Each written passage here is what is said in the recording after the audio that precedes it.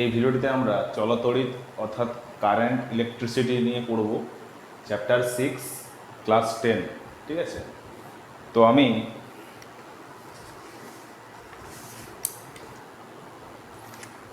প্রান্তিকের এই বই থেকে পড়াচ্ছি। ঠিক আছে, তো তোমাদের সামনে এই বইটা রাখো, ক্লাস 10-এর বই, তাহলে পড়তে সুবিধা হবে।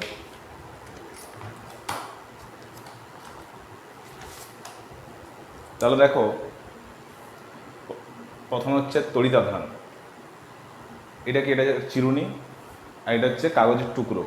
ঠিক আছে, তাহলে কি হচ্ছে, ধরো এটা চিরুনি, এটা হচ্ছে কাগজের টুকরো। আমি যদি এই চিরুনিটাকে এই কাগজের টুকরোর কাছে নিয়ে যাই, কিছুই হবে না, মানে আকর্ষণ করবে না। কেন করলো না? কারণ এটা এখন নিস্তড়িত অবস্থায় আছে। মানে কি বললাম, এটা চিরুনটাকে যদি কাগজের টুকরোর কাছে নিয়ে যায়, চিরুন কিন্তু কাগজের টুকরোগুলোকে কিন্তু আকর্ষণ করবে না। কেন করলো না? কারণ এই অবস্থায় এটা নিস্তড়িত হয়ে আছে। এবারে কি করলাম, এই চিরুনটাকে শুকনো চুলে ঘষা হলো। তারপরে যখন এই চিরুনটাকে যখন কাগজের টুকরোর কাছে নিয়ে যাওয়া হবে, তখন এই চিরুনটা এই কাগজের টুকরোগুলোকে নিজের দিকে আকর্ষণ করবে। এটা কেন হলো? কারণ এই চিরুনটা যখন আমরা শুকনো চুলের সাথে ঘষলাম, তখন এটা কি হচ্ছে, তড়িৎগ্রস্ত হয়ে গেছে। তো ওটাই লিখছি,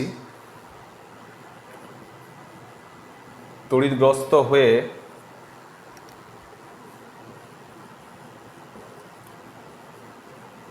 কাগজের টুকরোগুলির উপর তড়িৎ বল প্রয়োগ করে। টুকরোগুলির ওপরে তড়িৎ বল ক্রিয়া করে। বোঝা গেল? তাহলে কি করলাম, একটা চিরুন ছিল, নর্মাল কন্ডিশনে স্বাভাবিক অবস্থায় এই চিরুনটাকে এক কাগজের টুকরোর কাছে নিয়ে গেলাম, দেখলাম যে কিছুই হচ্ছে না। কেন হলো না? তখন এটা নিস্তড়িত অবস্থায় ছিল। এইবারে যখন এই চিরুনটাকে যখন শুকনো চুলের সাথে ঘষা হলো, তারপরে যখন এটাকে কাগজের টুকরোর কাছে নিয়ে যাওয়া হচ্ছে, তখন কি হচ্ছে, এটা তড়িৎগ্রস্ত হয়ে পড়ছে। তড়িৎগ্রস্ত হয়ে কাগজের টুকরোগুলির উপরে তড়িৎ বল ক্রিয়া করে। বোঝা গেল?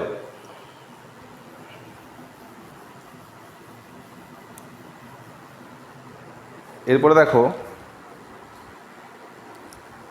এটা একটা আমি পরমাণুর স্ট্রাকচার আমি দিয়েছি স্লাইডে, দেখতে পাচ্ছ তোমরা?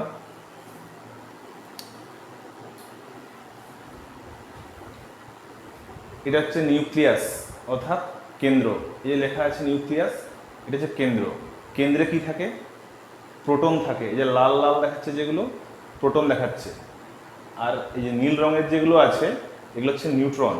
ঠিক আছে, প্রোটনটা হচ্ছে প্লাস, নিউট্রনটা হচ্ছে কোনো আধান নেই, শূন্য। এরপরে এই যে হলুদ হলুদ দেখতে পাচ্ছ, এগুলো হচ্ছে কক্ষপথ। তাদের কক্ষপথ এই যে ইলেকট্রনদের। ঠিক আছে, এই ইলেকট্রনটা হচ্ছে নেগেটিভ। ঠিক আছে, যতগুলো প্রোটন থাকে ততগুলো ইলেকট্রন থাকে, সেই জন্যই স্বাভাবিক অবস্থায় পরমাণুগুলো নিঃসরিত থাকে। ধরো আমি যদি +5 যদি রাখলাম আর -5 রাখলাম, কেটে গিয়ে কী হলো, শূন্য হলো, তাহলে নিঃসরিত হয়ে গেল। তাহলে এটা হচ্ছে একটা পরমাণুর গঠন। এটা হচ্ছে নিউক্লিয়াস বলা হয়। এটা হচ্ছে নিউক্লিয়াস, কেন্দ্র। এই লাল রঙের যেগুলো দেখতে পাচ্ছ তোমরা, এটা হচ্ছে প্রোটন অর্থাৎ প্লাস। নীল রঙের যেগুলো দেখতে পাচ্ছ, এগুলো হচ্ছে নিউট্রন অর্থাৎ 0।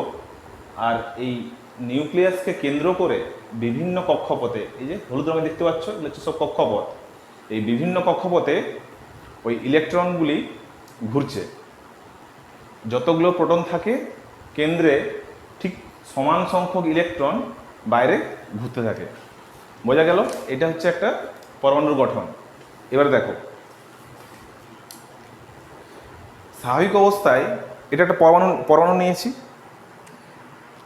ধরো এটা পরমাণু।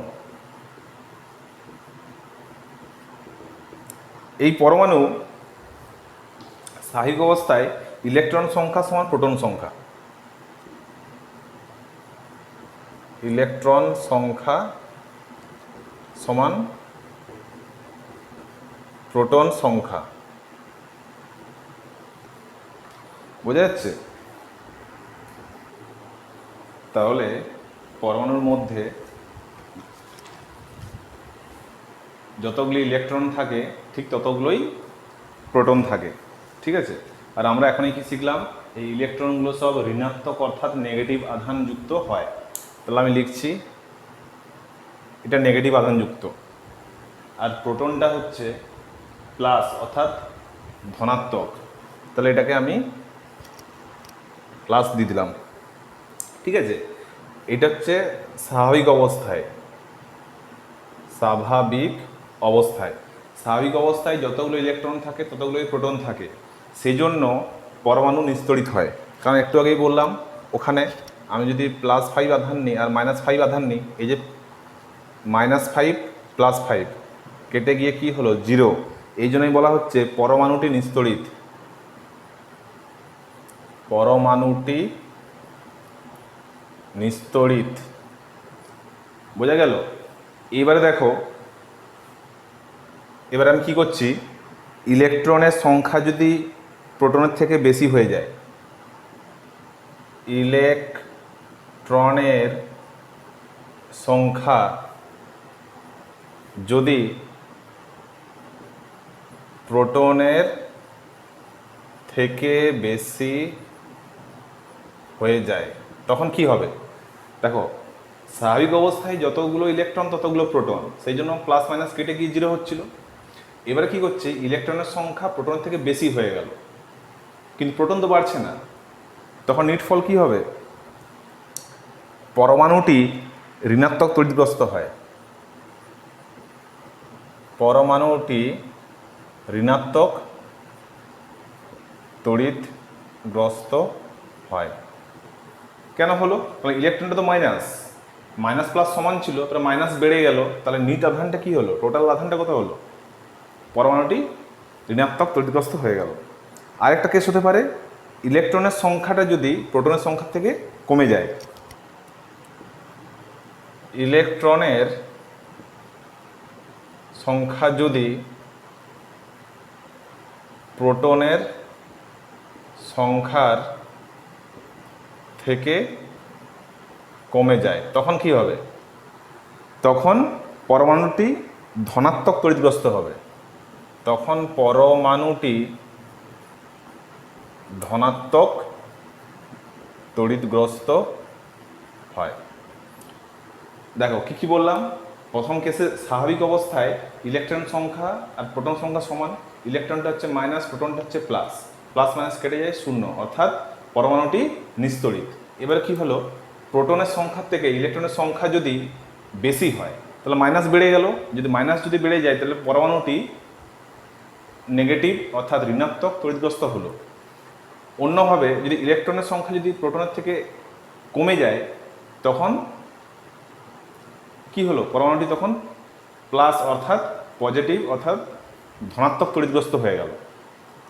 কিন্তু তোমরা একটা জিনিস লক্ষ্য করো, আমি বারবার বলছি যে ইলেকট্রনের সংখ্যাটা প্রোটনের থেকে বেশি হচ্ছে, ইলেকট্রনের সংখ্যাটা প্রোটনের থেকে কম হচ্ছে, কিন্তু এই দুটো কেসেই কিন্তু বলা হচ্ছে না যে প্রোটনের সংখ্যা কমছে বা বাড়ছে, কিন্তু কিছু বলা হচ্ছে না। ইলেকট্রনটা বেরোচ্ছে ঢুকছে, কিন্তু প্রোটনটা কিন্তু কিছু হচ্ছে না। প্রোটন নিয়ে কেন কিছু বলা হলো না? এইখানে লক্ষ্য করো, সব থেকে বাইরে কারা আছে? ইলেকট্রনগুলো বাইরে বাইরে আছে, সেজন্য ইলেকট্রনগুলো বেরিয়ে যেতে পারে, আবার নতুন ইলেকট্রন এসে যুক্ত হতে পারে। কিন্তু দেখো প্রোটনটা কোথায় আছে? কেন্দ্রে আছে। এই প্রোটনটা কেন্দ্রে থাকার জন্য প্রোটনগুলি নিউক্লিয়াসে দৃঢ়ভাবে আবদ্ধ থাকায় স্বাভাবিক অবস্থায় নিউক্লিয়াস থেকে প্রোটন বের হয় না বা যুক্ত হয় না, কারণ এই কেন্দ্রের মধ্যে প্রোটনটা আছে আর প্রোটনটা খুব দৃঢ়ভাবে আবদ্ধ, সেই জন্যই হচ্ছে না। ঠিক আছে? তো সেটাই আমি লিখে দিচ্ছি।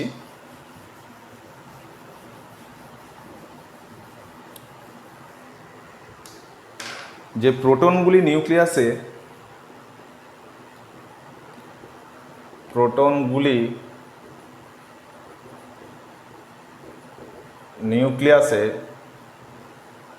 দৃঢ়ভাবে আবদ্ধ থাকায়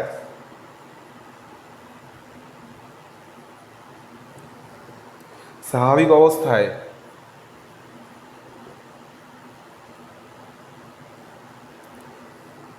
নিউক্লিয়াস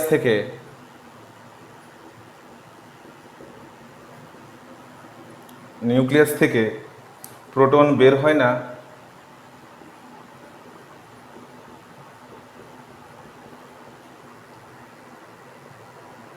বা যুক্ত হয় না। বোঝা গেল? এই জন্যই কিন্তু ওখানে বারবার ইলেকট্রনটা যুক্ত হচ্ছে বা ইলেকট্রনটা বেরিয়ে যাচ্ছে এই কথাটা বলা হচ্ছে, কিন্তু কোথাও কিন্তু প্রোটন বেরিয়ে যাচ্ছে বা যুক্ত হচ্ছে কথাটা কিন্তু বলেনি। কারণ প্রোটন এই কেন্দ্রে আছে, কেন্দ্রে খুব দৃঢ়ভাবে আবদ্ধ অবস্থায় আছে। ঠিক আছে, এবারে দেখো নেক্সট এইটা দেখো, আমি যেটা ছবি দিয়েছি, ধরো এটা হচ্ছে কাঁচদণ্ড, এটা কাঁচদণ্ড আর এটা হচ্ছে রেশম। বোঝা গেল?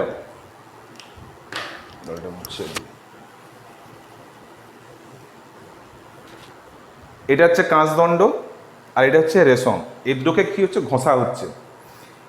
এই কাঁচদণ্ড আর রেশম যখন ঘষা হচ্ছে, এই কাঁচদণ্ড থেকে ইলেকট্রন, কোথায় চলে গেল? রেশমে চলে গেল। এবারে ইলেকট্রন যখন রেশমে চলে গেল, তার আগে পর্যন্ত তো এখানে তো প্লাস মাইনাস সমান সমান ছিল। এবার যখন মাইনাসটা যখন বেরিয়ে গেল, তখন এই নিউট্রন কি হয়ে গেল? সব প্লাস হয়ে গেল। এই জন্য কাঁচে তৈরি হলো ধনাত্মক আধান। এইখানেও তো আগে প্লাস মাইনাস সেম ছিল, ঘষার পরে কি হলো? মাইনাসটা চলে গেল, তাহলে মাইনাসটা বেড়ে গেল, অর্থাৎ ঋণাত্মক আধানটা বেড়ে গেল। সেই জন্য টোটালটা নিট আধান নেগেটিভ হয়ে গেল। তাহলে এখান থেকে বোঝা যাচ্ছে যে আধানটা দুই রকম, তড়িৎ আধান দুই রকম। আর একটা কথা বলে দিই, এই যে আধানটা তৈরি হচ্ছে, যে এখানে মাইনাস তৈরি হলো অর্থাৎ ঋণাত্মক আধান তৈরি হলো, এখানে প্লাস অর্থাৎ ধনাত্মক আধান তৈরি হলো, এই যে আধানটা তৈরি হচ্ছে, এই আধানটা কিন্তু এখানে জমা হয়ে যায়। লিখে দিচ্ছি, এখানে আধান জমা হয়। ঠিক আছে, এই আধান যেটা তৈরি হচ্ছে সেটা এক কাঁচদণ্ডে বা এই রেশমে জমে যাচ্ছে, এই জন্য একে স্থির তড়িৎ বলা হয়। স্থির তড়িৎ, এই জন্য একে স্থির তড়িৎ বলা হয়। এবারে আমরা আসছি তড়িৎ আধান। এবার তড়িৎ আধান দু রকম পড়লাম আমরা।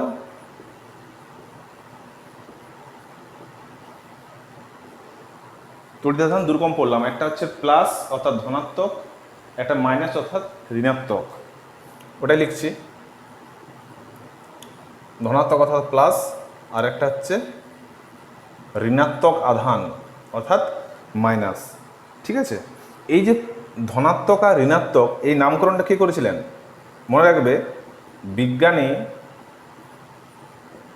Benjamin Franklin.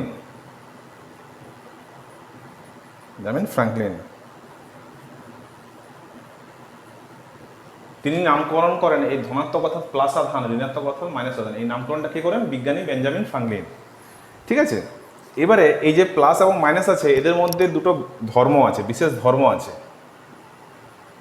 বিশেষ ধর্ম বর্তমান। কি ধর্ম বর্তমান? এক হচ্ছে সমজাতীয় তড়িৎ আধান, সমজাতীয় তড়িৎ আধান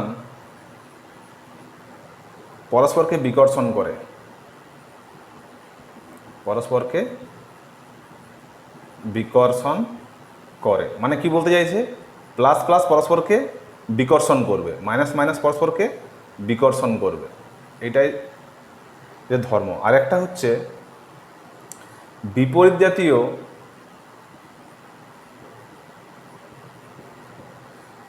তড়িতাধান পরস্পরকে আকর্ষণ করে। মানে কি বলছে? প্লাস মাইনাসকে আকর্ষণ করবে। বোঝা গেল? এবারে আমরা পড়বো আধানের একক।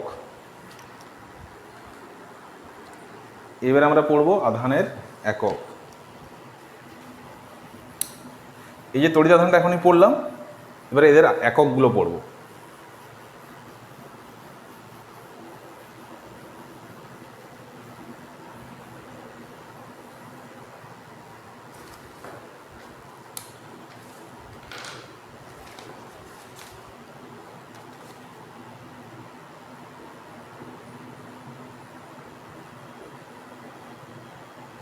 এটাকে ব্ল্যাঙ্ক স্লাইড নিয়ে যায়।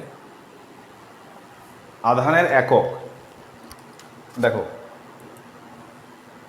একটা হচ্ছে সিজিএস আর একটা হচ্ছে এসআই। ঠিক আছে, মাঝখান থেকে দাগ টেনে দিচ্ছি। দেখো, সিজিএসে হচ্ছে ইএসইউ বা stat coulomb,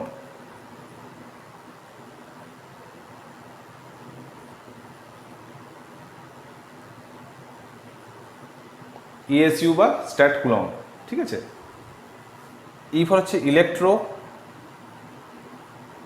S for static,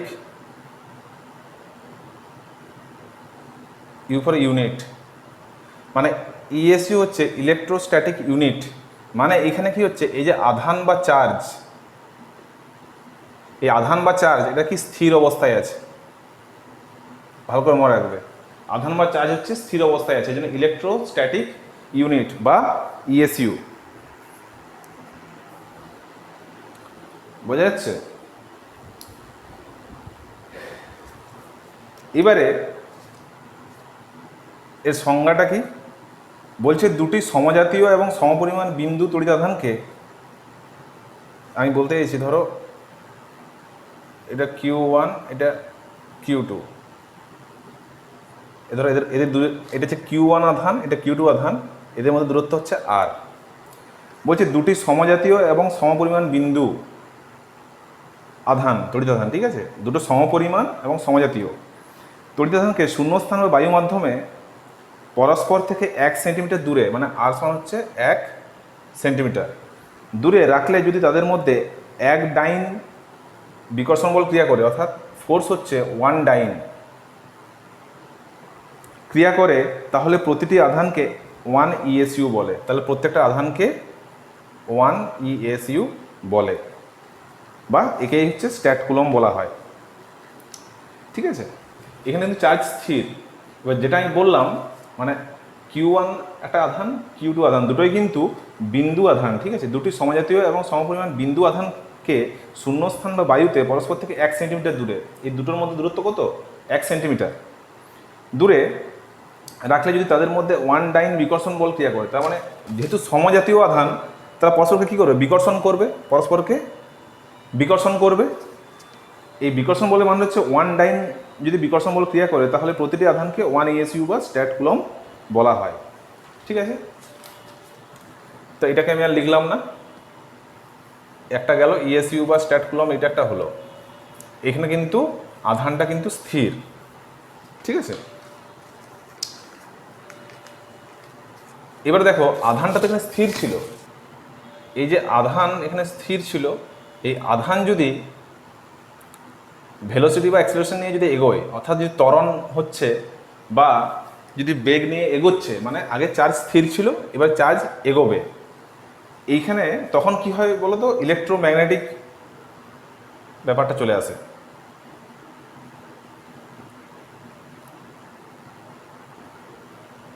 মানে তড়িৎ চুম্বকীয়, তড়িৎ চুম্বকীয়। তাহলে তড়িৎ চুম্বকীয় যখন ব্যাপারটা আসছে, এখানে তড়িৎ চুম্বকীয় এককও থাকবে, সেটা হচ্ছে ইএমইউ।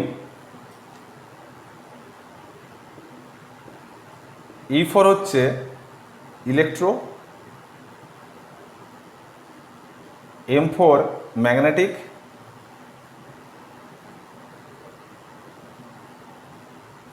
এটা হচ্ছে ইউনিট। ঠিক আছে, একে কি বলা হচ্ছে, অ্যাপ কুলম্ব বলা হয়।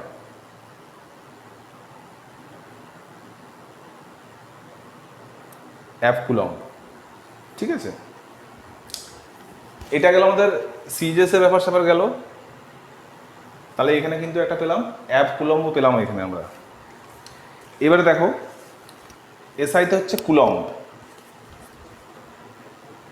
ক্যাপিটাল সি, বড় হাতের সি। ঠিক আছে, আগের মতো ধরো দুটো বিন্দু আধান, এটা Q1 Q2, দুটি সমজাতীয় এবং সমপরিমাণ বিন্দু তড়িতাধানকে শূন্যস্থান বা বায়ুতে পরস্পর থেকে 1 মিটার দূরে, মানে এদের মধ্যে দূরত্ব হচ্ছে 1 মিটার, 1 মিটার দূরে রাখলে যদি তাদের মধ্যে বিকর্ষণ কত, 9 × 10⁹ নিউটন বিকর্ষণ বল যদি ক্রিয়া করে তাহলে প্রতিটি আধানকে 1 কুলম্ব বলা হয়। তাহলে এই Q1 আর Q2 দুটো বিন্দু আধান, তাদের মধ্যে 1 মিটার দূরত্ব রাখতে হবে। যেহেতু সম আধান পরস্পরকে বিকর্ষণ করবে, বিকর্ষণ বলের মান কত 9 × 10⁹ নিউটন, তখন এই দুটো আধানকে বলা হচ্ছে 1 কুলম্ব। তো ওটাই আমি লিখে দিচ্ছি এখানে। দুটি সমজাতীয়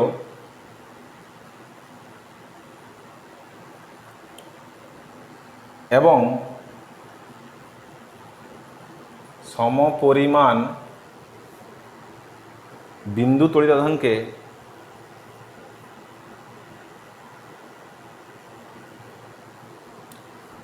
শূন্যস্থানে বা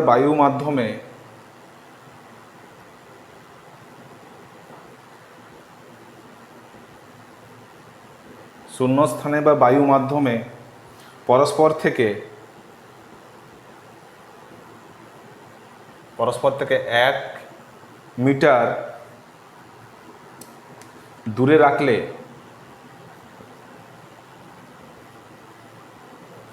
রাখলে যদি তাদের মধ্যে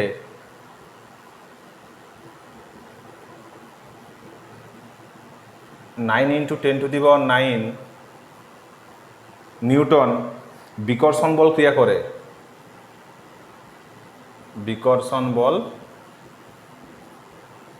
ক্রিয়া করে, তাহলে প্রতিটি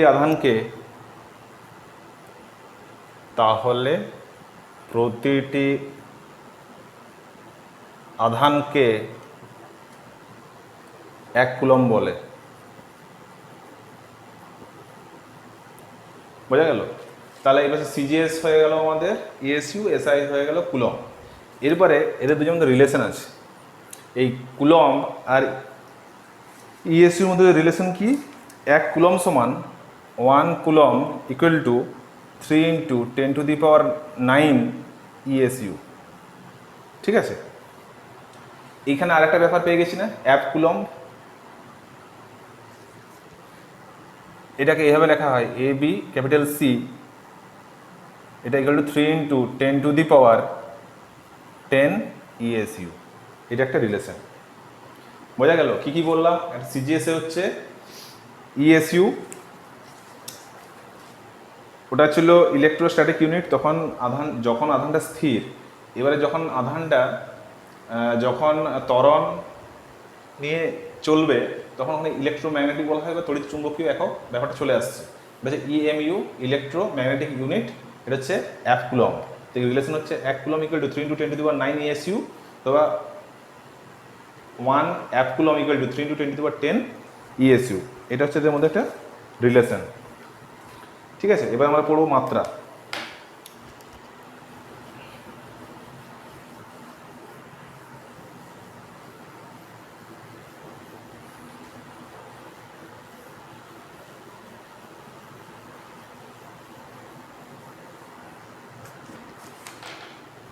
এবারে আমরা পড়ব মাত্রা, তড়িৎ আধানের মাত্রা। Q equal to I × T। আইটা কি? কারেন্ট, আর টিটা হচ্ছে টাইম অর্থাৎ সময়। তাহলে এটা কি? আই লেখো, টি, I⁻1 অথবা T⁻1, I⁻1 অ্যান্ড T⁻1, এভাবে লেখা যায়। ক্লিয়ার?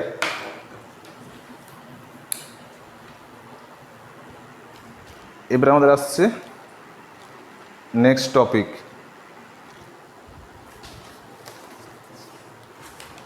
এটা এখনই বললাম। এবার দেখো, নেক্সট টপিক হচ্ছে আমাদের কুলম্বের সূত্র। কুলম্বের সূত্র আমরা বোঝার চেষ্টা করব। এই দেখো কুলম্বের সূত্র, আগে পড়ে নাও তারপর বোঝাচ্ছি। দুটি স্থির বিন্দু তড়িৎ আধানের মধ্যে আকর্ষণ বা বিকর্ষণ বল আধান দুটির পরিমাণের গুণফলের সমানুপাতিক এবং আধান দুটির মাঝের দূরত্বের বর্গের ব্যস্তানুপাতিক। এই বল আধান দুটির সংযোজক রেখা বরাবর ক্রিয়া করে এবং এই বলের মান পারিপার্শ্বিক মাধ্যমের প্রকৃতির উপর নির্ভর করে। কি বলতে চাইলো? দেখো, দুটি স্থির বিন্দু তড়িৎ আধান, ভালো করে মনে রাখবে এই লাইন, এই পয়েন্টগুলো ইম্পর্ট্যান্ট। একটা হচ্ছে বিন্দু তড়িৎ আধান, আকর্ষণ বা বিকর্ষণ বল আধান দুটির পরিমাণের গুণফলের সমানুপাতিক এবং আধান দুটির মাঝের দূরত্বের বর্গের ব্যস্তানুপাতিক। আর এই বল আধান দুটির সংযোজক রেখা বরাবর, এইটা একটা ইম্পর্টেন্ট কথা, সংযোজক রেখা বরাবর ক্রিয়া করে এবং এই বলের মান পারিপার্শ্বিক মাধ্যমের প্রকৃতির উপর নির্ভর করে। এবার সহজভাবে দেখো, আমরা কি জানি, এই যে প্লাস প্লাস আধান আর মাইনাস মাইনাস আধান, অর্থাৎ ধনাত্মক ধনাত্মক ঋণাত্মক ঋণাত্মক, মানে সমজাতীয়, কি করছে, পরস্পরকে বিকর্ষণ করবে, বিকর্ষণ করবে। আর বিপরীত জাতীয়, অর্থাৎ একটা প্লাস একটা মাইনাস, অর্থাৎ একটা ধনাত্মক একটা ঋণাত্মক, এরা কি করবে, আকর্ষণ করবে। কিন্তু ব্যাপারটা যে প্রশ্ন হলো, এই যে বিকর্ষণ করছে আর আকর্ষণ করছে, কত পরিমাণে বল প্রয়োগ করে আকর্ষণ বা বিকর্ষণ করছে, এটা হচ্ছে প্রশ্ন। তাহলে সেই উত্তরটাই আমরা পাবো কোথায়, এই কুলম্বের সূত্রের মধ্যে। এই যে আকর্ষণ বা বিকর্ষণ করছে, এখানে আকর্ষণ হচ্ছে, এখানে বিকর্ষণ হচ্ছে, এই বিকর্ষণ আর আকর্ষণ বলের মানটা কত, এটাই আমরা পাবো এই কুলম্বের সূত্র থেকে। তাহলে এই আকর্ষণ বা বিকর্ষণ বল অর্থাৎ ফোর্স, এই বলটা কত, এই উত্তরটা আমরা পাবো কোথায়, কুলম্বের সূত্রে। ঠিক আছে, এবার প্রথম কথাটা দেখো, বিন্দু আধান। একটা কথা লিখছি, দেখো, নোট লিখে রাখবে। এই বিন্দু আধান কথাটা মানে বলছি, দেখো বিন্দু মানে কি, ধরো এটা তো বিন্দু, তাহলে এর উপরে একটা চার্জ আছে, ধরো এর উপর চার্জ আছে, এর উপরে চার্জ আছে, ধরো আবার এরকম বড় বড় এর উপরে চার্জ আছে, তাহলে এগুলো কি বিন্দু বলবো কি বলবো না, এগুলোও বিন্দু হবে, এটাও বিন্দু এটাও বিন্দু। তাহলে যেটা বলতে চাইছি সেটা হলো, এই যে সূত্রটি কেবলমাত্র বিন্দু আধানের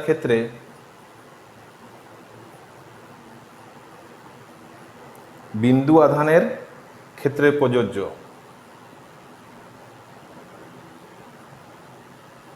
বিন্দু আধানের ক্ষেত্রে প্রযোজ্য, অর্থাৎ আহিত বস্তুগুলি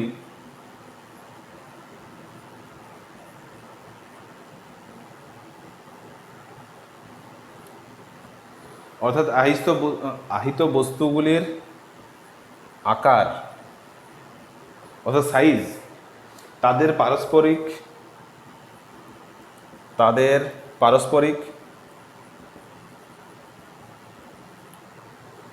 দূরত্বের তুলনায় নগণ্য হতে হবে। দূরত্বের তুলনায় নগণ্য হতে হবে। তাহলে এই যে বিন্দু কথাটি বলা হচ্ছে, বিন্দু মানে কি, সূত্রটি কেবলমাত্র বিন্দু আধানের ক্ষেত্রে প্রযোজ্য, অর্থাৎ আহিত বস্তুগুলির আকার, এই যে এই দুটো বস্তুর আকার, তাদের পারস্পরিক দূরত্ব, অর্থাৎ এই যে ডটেড লাইনটা আছে, এই যে আর, এই দূরত্বটা তুলনায় যাতে নগণ্য হতে হবে। মানে ধরো অনেক বড় বস্তু আছে, এই অনেক বড় বড় বস্তু দুটোর মধ্যে যদি দূরত্বটা বাড়িয়ে দিই, সেই ক্ষেত্রে তো নগণ্য হয়ে গেল না। তাহলে এই দূরত্বটা ইম্পর্ট্যান্ট। তাহলে বিন্দু বলছে মানে ছোট্ট একটা বিন্দু, সেটা পুরোটা ঠিক নয়। বড় বস্তুর ক্ষেত্রেও যদি দুটো বস্তুর মধ্যে যদি দূরত্বটা বাড়িয়ে দিই, তখনও সে বিন্দু বলেই ধরা হবে। ঠিক আছে, এবার দেখো কুলম্বের সূত্র কি বলছে। কুলম্বের সূত্র তো পড়লাম, এর আমরা করবো গাণিতিক রূপ। বলছে Q1 এবং Q2 দুটি বিন্দু আধান পরস্পর থেকে আর দূরত্বে থাকলে, এ ধরো Q1 Q2 দুটি বিন্দু আধান পরস্পর থেকে আর দূরত্বে থাকলে, এই যে দুটোর মধ্যে আর দূরত্বে থাকলে তাদের মধ্যে ক্রিয়াশীল বল F, এই যে F হলে আমরা লিখতে পারি F ভেরিজেস Q1 Q2। মানে ধরো দুটো পরস্পরকে বিকর্ষণ করছে, বিকর্ষণ করে ওই এ ওকে বিকর্ষণ করে ওই পাশে ঠেলে দিচ্ছে, আর একে বিকর্ষণ করে এই পাশে ঠেলে দিচ্ছে। ঠিক আছে, তাহলে এই যে বিকর্ষণ বলের যে মানটা, এটা এই দুটো আধানের গুণফলের সাথে সমানুপাতিক। অর্থাৎ যদি Q1 যদি বাড়ে, আধান যদি বাড়ে, তাহলে F অর্থাৎ বিকর্ষণ বলটা বেড়ে যাবে। অথবা কিউ টু যদি বাড়ে এই গুণফলটা বেড়ে যাবে, অর্থাৎ এ বাড়লে এও বাড়বে, সমানুপাতিক সম্পর্ক। আরেকটা যেটা বলা ছিল, এই যে দুটির আধান দুটির মাঝের দূরত্বের বর্গের ব্যস্তানুপাতিক, অর্থাৎ আমরা লিখছি এফ ভ্যারিজেস 1/r²। সেই বিকর্ষণ বল r², আরটা কোনটা, এই যে দূরত্বটা, এই ডটেড লাইনটা, এই দুটোকে যদি আমরা মিশিয়ে দিই লিখতে পারি আমরা এফ ভ্যারিজেস q1 q2/r²। এখানে আমরা একটা ধ্রুবক দেব F equal to K into q1 q2/r²। বোঝা গেল? এই যে এফ, এটা কিন্তু মাধ্যমের উপর নির্ভর করে, মাধ্যমের উপর নির্ভর করে। এবারে দেখো পুরো কথাটা লেখা হলো না, এটা হবে যখন আর ধ্রুবক, যখন আর ধ্রুবক, আর এটা হবে যখন q1 q2 ধ্রুবক, আর এটা হবে যখন q1 q2 আর পরিবর্তনশীল। এগুলো হচ্ছে কন্ডিশন। তাহলে আমরা এতটা এলাম। তাহলে এই কেটা কি? কেটা হচ্ছে কনস্ট্যান্ট, অর্থাৎ ধ্রুবক, কনস্ট্যান্ট। কিন্তু এটা সার্বজনীন ধ্রুবক নয়, এটা ইউনিভার্সাল কনস্ট্যান্ট কিন্তু নয়, ঠিক আছে? এটা কিন্তু ইউনিভার্সাল কনস্ট্যান্ট কিন্তু এটা নয়, কারণ এটা এই কে এর মানটা মাধ্যমের উপর নির্ভর করে, এর মান মাধ্যমের ওপর নির্ভর করে। বোঝা গেল? এবারে তোমরা দেখো আমরা কি পেলাম, F equal to K into q1 q2/r² পেলাম। এতটা আমরা পেয়েছি। এইবারে আমি যদি একটু এটাকে স্লাইডটা চেঞ্জ করে দিই তাহলে বুঝতে সুবিধা হবে। এবারে দেখো এই যে যেটা পেলাম F equal to K into q1 q2/r², এর ভ্যালুটা আমরা দেখব। তাহলে F equal to K into q1 q2/r², এই ব্যাপারটা আমরা পেয়েছি। এবারে এটা হচ্ছে সিজিএস এবং এসআই, এবারে দেখব এসআই, এটা হচ্ছে সিজিএস। এসআই হচ্ছে এফ ইকুয়াল টু 1/4πε0, এটা হচ্ছে ε0 q1 q2/r²। এই যে ε0 যেটা আছে এটা হচ্ছে শূন্যস্থানে বা বায়ু মাধ্যমে তড়িৎ ভেদ্যতা, পারমিটিভিটি। এটা হচ্ছে শূন্যস্থানে বা বায়ু মাধ্যমে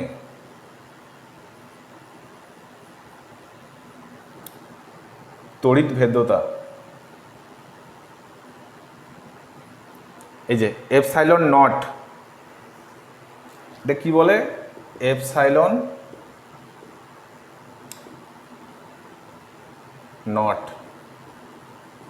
ε0 কোনটা, এই যে এটা হচ্ছে ε0, এটা হচ্ছে কি পারমিটিভিটি, অর্থাৎ শূন্যস্থানে বায়ু মাধ্যমের তড়িৎ ভেদ্যতা।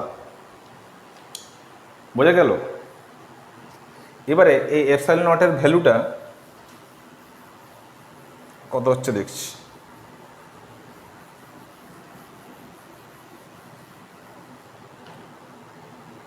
এই ε0 ইকুয়াল টু 8.85 ইন্টু 10⁻⁻12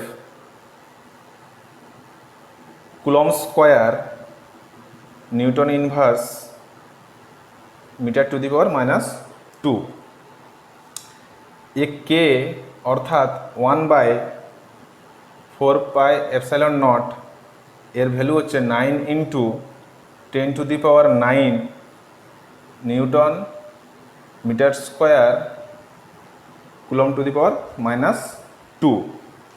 ঠিক আছে, এবারে আসছে সিজিএস। এই পাশে হচ্ছে F = 1/k into Q1 Q2 by R square. এই যে কে, এই কেটা হচ্ছে মাধ্যমের তড়িৎ ভেদ্যতা, মাধ্যমের তড়িৎ ভেদ্যতা। ঠিক আছে, শূন্যস্থান বা বায়ু মাধ্যমের ক্ষেত্রে, শূন্যস্থান বা বায়ু মাধ্যমের ক্ষেত্রে সিজিএস পদ্ধতিতে কে এর ভ্যালু হচ্ছে 1। তাহলে এখানে যদি এটা যদি 1 পুট করে দিই, তাহলে উপরে 1 নিচে 1, তাহলে এটা 1 হয়ে গেল। তাহলে F = Q1 Q2 by R square করে থাকছে। তাহলে F = Q1 Q2 by R square. বোঝা গেল? তাহলে তড়িৎ ভেদ্যতা একটা টপিক আছে, এটা তোমাদের সিলেবাস অতটা নেই। ঠিক আছে, আর কি বাকি থাকছে দেখি। এটা হয়ে গেল। এবার একটা জিনিস এক্সট্রা বলে রাখি, ধরো আগে যেটা ছিল F ভ্যারিজেস 1/r², মানে ব্যস্তানুপাতিক সম্পর্ক। আর স্কোয়ার যদি বাড়ে F কমে যাবে, বুঝতে পারছো তো? তার মানে আমি যদি এটাকে গ্রাফে বসাই, বুঝতে আমাদের সুবিধা হবে। উপর দিকে ধরো ওয়াই অক্ষে ধরো আমরা বসালাম F, আর এক্স অক্ষে বসালাম ধরো আর, গ্রাফটা এরকম হবে। এই ভ্যালুগুলো দেখো, এই আর এর ভ্যালু যত বাড়বে, দেখো আর এর ভ্যালু যখন এখানে, তখন ফোর্স অর্থাৎ বল এখানে। যখন আর এর ভ্যালু যখন এখানে, তখন ফোর্স কোথায়? এখানে। তার মানে কি, যত আর বাড়বে তত এফ কমবে, বা এফ বাড়লে আর কমবে। এই যে ব্যস্তানুপাতিক সম্পর্ক আমরা গ্রাফ দিয়ে ভালো বুঝতে পারি। আর একটা বিষয় যেটা বলা হলো না, সেটা হচ্ছে যে কে এর যে একক, এই যে কে এর যে এককটা আমরা লিখছি, এটা একটু ডেরিভেশনটা করে দিই।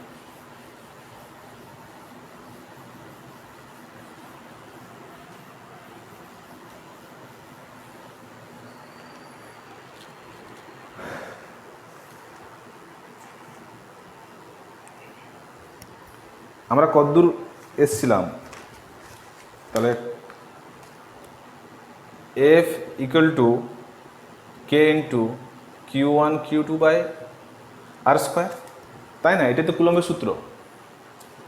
আমরা কে দরকার, তাহলে দেখো কিছু না, মানে এক আছে, তাহলে কোনাকুনি গুণ হবে F ইন্টু আর স্কোয়ার, মানে কে Q1 Q2 = মানে এই পোর্শনটার সাথে এক গুণ হলো, তাহলে এটা চলে এলো F ইন্টু আর স্কোয়ার। তাহলে কে সমান হচ্ছে F into r square by Q1 Q2। SI force কত? নিউটন। এই দূরত্বটা যেটা ছিল মাঝখানে আর এম মিটার স্কোয়ার, একটা চার্জ হচ্ছে কুলম, তাহলে দুটো, এটা সি, এই যে সি, তাহলে সি স্কোয়ার। তাহলে নিউটন মিটার স্কোয়ার, এটা যদি উপরে উঠে যায় C⁻², লিখতে পারি তো? এই জন্যেই এটা মুখস্থ রাখবে তোমরা, শূন্য মাধ্যমে বা বায়ু মাধ্যমে, মানে ফ্রি স্পেস বা ভ্যাকুয়াম, এর জন্য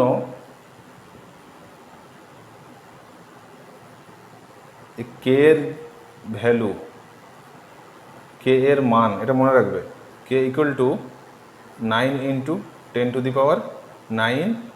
একক কত পেলাম? নিউটন মিটার স্কোয়ার C⁻², মানে C⁻², মানে কুলম টু দি পাওয়ার -2 আর কি।